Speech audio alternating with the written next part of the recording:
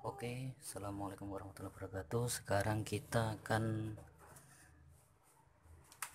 membagikan cara bongkar laptop Asus X453M.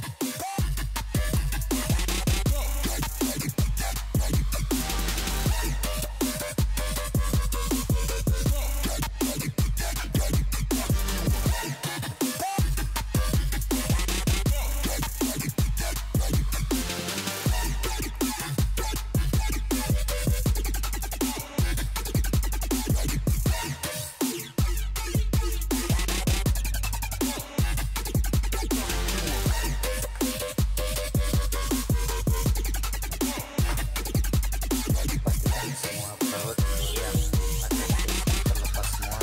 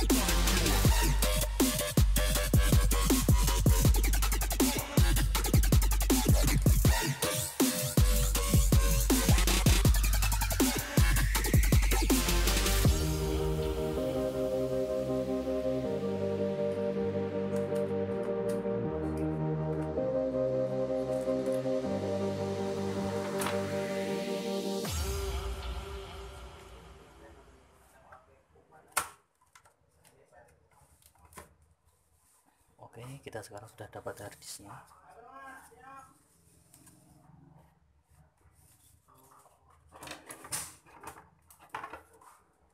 Udah, sekian.